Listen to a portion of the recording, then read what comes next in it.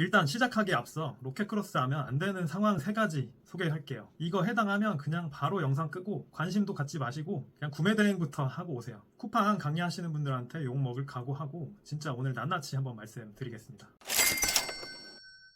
안녕하세요, 백돌입니다. 네, 요즘 유튜브 보면 쿠팡으로 월천, 월업 번다는 사람 진짜 많습니다. 제가 부업 시작할 때만 해도 월천이면 와 했었는데 요즘은 뭐 월업 이런 것들도 많이 보여서 이게 진짠지 현실 감각이 떨어질 때가 많이 있는데요. 이런 거 보면 되게 혹하긴 하죠. 하지만 제가 구매대행 4년차 셀러인데 반년 동안 쿠팡 로켓크로스를 지금 하고 있거든요. 근데 이거 하면서 느낀 점은 이거 초보가 하면 진짜 무조건 망하겠구나 라고 생각이 들었어요. 일단 시작하기에 앞서 로켓크로스 하면 안 되는 상황 3가지 소개할게요. 자, 첫 번째, 최소 자본이 500 이하다. 이건 위탁이나 구매대행과 달리 사입을 해서 창고에 넣어야 됩니다. 하면 안 됩니다. 두 번째, 이 500만 원 자본을 잃으면 절대 안 된다. 생활이 안 된다. 하면 안 됩니다. 이거 잃으실 수도 있습니다. 세 번째, 지금 당장 돈을 벌어야 되고 내가 버는 게 생계형이다. 이것도 하시면 안 됩니다. 선 매입 후에 정산까지 최소 3개월이고 이마저도 못 하실 가능성이 높습니다. 수익화를 못 하실 가능성이 높다는 얘기예요. 자, 그럼 안 되는 이유 5단계로 빠르게 설명드리겠습니다. 일단 첫 번째, 먼저 사야지 팔 수 있습니다. 구매대행과 달리 로켓크로스는 상품을 사서 쿠팡 창고에 입고를 시켜야지만 판매가 가능합니다. 테스트 물량, 가구매 비용,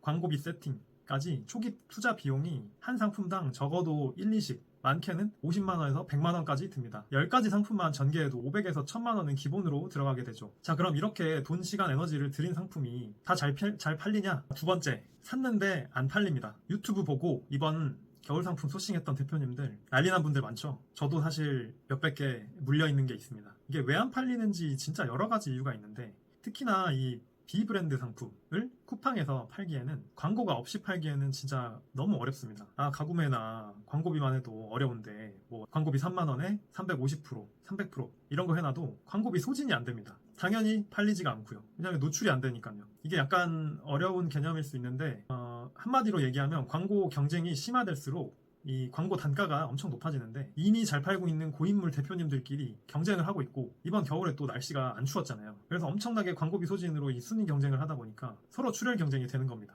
당연히 초보 대표님들이 낄 수 있는 자리는 없는 거죠. 세 번째, 팔다가 문제가 많이 생깁니다. 이렇게 해서 첫 번째, 두 번째 단계를 뚫고 어찌어찌 해서 조금씩 판매량이 늘어나고 있었는데 팔다가 갑자기 안 팔립니다. 두 가지 이유가 있어요. 첫 번째는 이상한 상품들이랑 위너 매칭이 돼 있거나 아니면 순위가 롤링 시스템 때문에 막 들락날락해요. 처음에 1페이지에 있다가 다다음날 보면 막 3페이지에 있고 이럽니다. 그리고 이게 저희 같은 초보 셀러들이 잘 팔고 있으면 기가 막히게 신고를 해요. 경쟁사에서. 그럼 상품 중지가 되거나 품절이 돼서 노출 순위가 나락이 가 있습니다. 품절이 왜 되냐고요? 경쟁사에서 몇 개씩 사버립니다.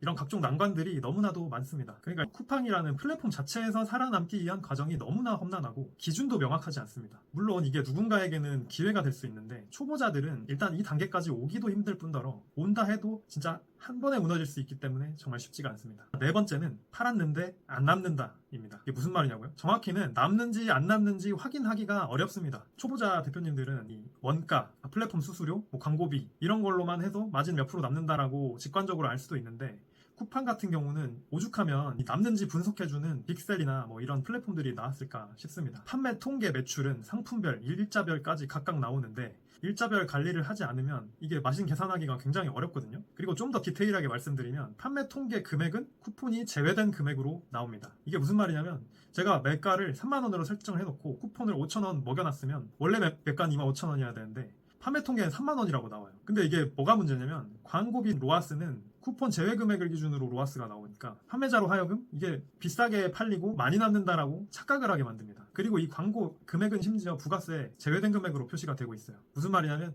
이 금액에서 1.1을 곱해야지 진짜 금액이거든요. 그냥 간단하게 얘기하면 쿠팡에서 유리한 건 좋게 보여주고 불리한 건 축소해서 보여준다. 그래서 이게 남는지 안 남는지를 정확하게 일반 사람들이 알기가 어렵고 눈에 보이지 않는 금액들 지출이 꽤 큽니다. 반품비나 반출비 이런 것도 이번에 또 새로 생겼죠. 근데 그런 거는 사실 당장 체감이 안 될 수 있지만 예를 들면 반출을 했을 때 착불 택배로 오거든요. 예를 들면 A 상품을 제가 동탄 1창고에 넣었었는데 막 팔다가 반품이 창원, 인천, 광주, 부산 이렇게 들어가 있으면 이걸 전부 다 클릭해서 반출을 하면 한 창고로 모아서 반출을 해주는 게 아니라 한 개씩 반출 택배로 옵니다. 그냥 그 창고에서 저한테 계속 착불 택배로 오는 거예요. 제가 한 상품 반출 잘못했다가 착불 택배비로만 3만원 나갔습니다. 10박스가 10일에 걸쳐서 매일 와요. 뭐 이런 것들이 있습니다.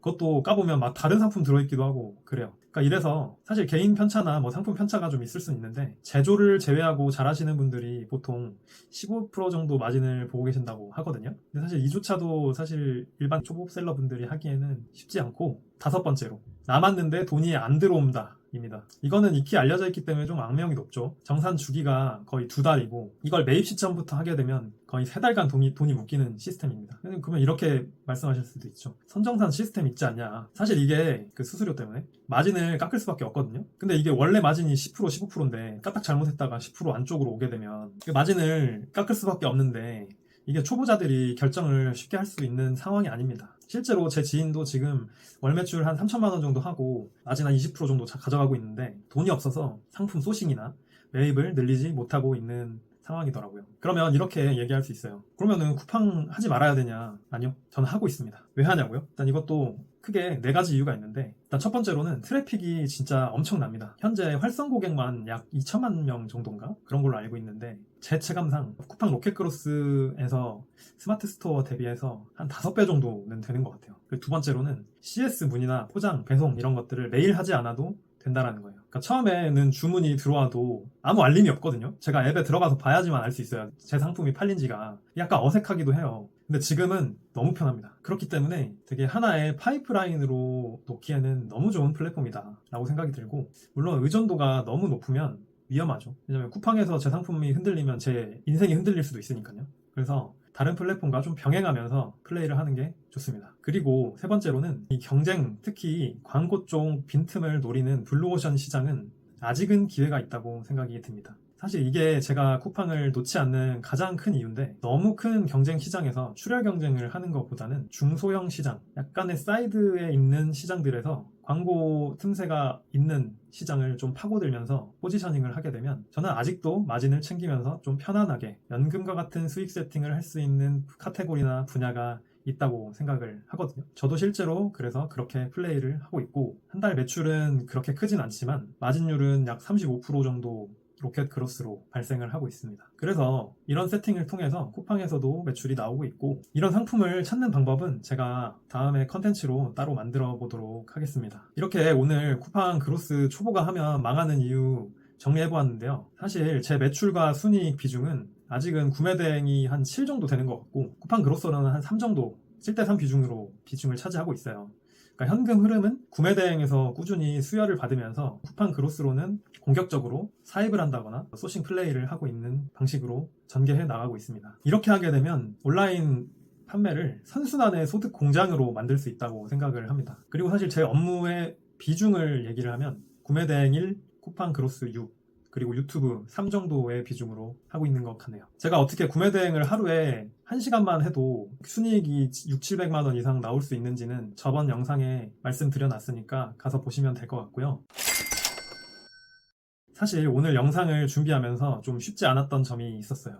저는 사실 쿠팡 그로스로 돈을 잘 버시는 대표님들을 몇 명 알고 있는데, 이게 부정적인 내용들을 위주로 내용을 준비하다 보니까 좀 스스로 부정적인 시선을 갖게 되는 느낌이 들어서 조금 어려웠던 것 같습니다. 개인차가 어느 정도는 있겠지만 기본적으로 남들이 쉬우면 나도 쉽고, 남들이 어려우면 나도 어려운 게 세상의 이치라고 생각을 해요. 근데 이 쉽고 어려운 거를 공통적인 요인과 개별적인 요인으로 좀 나누게 되면 좀 더 명확해집니다. 그러니까 이게 조금 어려운 개념일 수는 있는데, 예를 들면 지금 쿠팡이라는 플랫폼의 각종 시스템은 우리 모두에게 적용되는 공통적인 요인이에요. 1억 하는 대표님과 1,000만 원 파는 대표님과의 똑같은 수수료를 받고, 똑같은 기준으로 광고비 소진을 시키고, 똑같은 기준으로 위너 매칭을 하고 있는 거죠. 하지만 시드가 부족하다, 내 상품에 마진이 적다, 소싱이 어렵다, 반품이 많다, 이런 것들은 사실 개별적인 요인이죠. 그러니까 한마디로 요약하자면, 잘 벌고 있는 사람이 있는데 이게 판이 똑같다, 근데 안 된다? 그럼 내 문제다 라는 거죠. 개별 요인을 성장시키면서 돈을 잘 벌고 있는 사람의 방식과 마인드를 끊임없이 배우고 접목하고 성장하다 보면 어느새 누군가의 롤모델이 되어 있을 거라고 생각이 듭니다. 그래서 저도 꾸준히 배우고 시도하고 노력하고 있는 것이고요. 저는 이 유튜브 채널을 통해서 이런 것들을 알려드리면서 저랑 같은 마인드를 지닌